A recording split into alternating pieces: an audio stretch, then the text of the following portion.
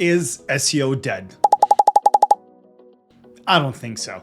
Let's jump right into it. You know, I work in an SEO agency. I work with Julian Goldie, one of the top voices when it comes to SEO. And lately, we've been doing way too much with AI. But I keep getting clients, I keep getting people coming to us and kind of being scared of the notion, hey, is SEO dead? Well, today I'm going to run you through a couple of reasons why SEO is not dead, SEO is here to stay, and how SEO is evolving. Stay tuned. My name is Vic. I'm the Director of Customer Success at Goldie Agency. I run the account management as well as the operations team, and I oversee our SEO efforts on a daily basis. So when I tell you I've done SEO for quite a while, I truly mean it. So without further ado, let's jump into the topic. First and foremost, I want to be honest with you, and I want to touch base on a reason why people keep saying SEO is dead. It's because it's evolving. SEO used to be a lot different than what it is today, right? So keyword stuffing, etc., those were popular, but now it's a different ballgame. Since 2011, I think Google has released over 4,500 algorithm changes, and each time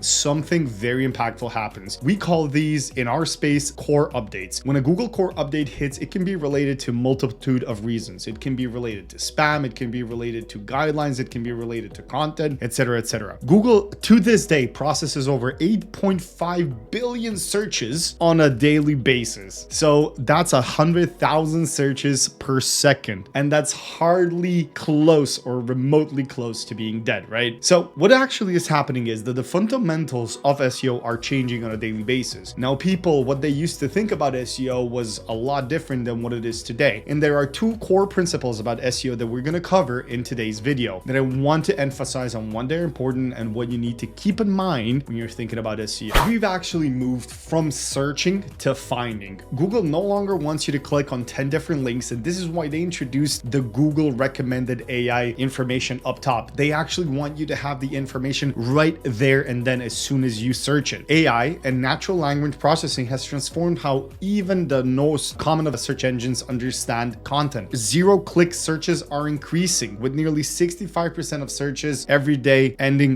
right on Google because of the Google answer. So these are not actually signs that SEO is dead, but this is evidence that SEO is more important than ever if you understand just the new rules, which I'm going to cover now. So there are segments of SEO that I would say are dead and no longer appropriate for you to use. One of them is keyword stuffing. Search engines prioritize semantic understanding over keyword density. You do need to keep in mind though, keyword density is not bad, and I'm going to touch base on that in a minute here when I cover a little bit of the difference between on-page SEO and off-page SEO. But keyword density should be held around 1 to 1.5% of your total text. So if your article is 1,000 words long, you need to do 10 to 15 words at max when it comes to keyword density. Now, second, it's quantity over quality backlink strategies. People used to think, hey, shoot me with 1,000 backlinks and boom, I'm gonna explode. No longer the case. Google actually wants and asks you to do referring domains. Referring domains are backlinks that mention you once. So if there is a page out there mentioning you 1,000 times, guess what? You're getting a zero link juice. Just one relevant authoritative link now overperforms even dozens of low quality ones. Thin content optimized purely for algorithm no longer works, guys. Put it in your brains. Content needs to serve human searches, and although many people won't actually be reading the content, it needs to have an actual answer to actual problems, solve things for the people, and actually provide valuable information. And last but not least, technical SEO. A lot of people used to think, hey, if I do my technical SEO, I don't need to do anything else. That's a lie nowadays. Fading fast, right? While it is very important that your technical SEO is super optimized, it is no longer even remotely close to being the only way to do SEO. So we just walked through what doesn't work, right? But I want to tell you what does work, okay? So this is some of the newest things that Google has introduced. One of them is the EEAT framework. EEAT stands for experience, expertise, authority, and trustworthiness. What does this mean? Really quickly and really easily broken down. They want you to provide to anyone out there one of these four core principles, right? If If you're posting an article, you're showcasing expertise. The longer you're on the web, aka your website exists, you're showing experience. The more people that talk about you, you show authority. And last but not least, the more people leave reviews, comments, you put out the FAQs out there, you create trustworthiness. So this is incredibly important. Second thing that works is search intent mastery. The most successful SEO strategies now start with search intent. When you're thinking about your keyword, you need to understand the intent behind it. You need to understand why someone would be searching that within your niche. And then content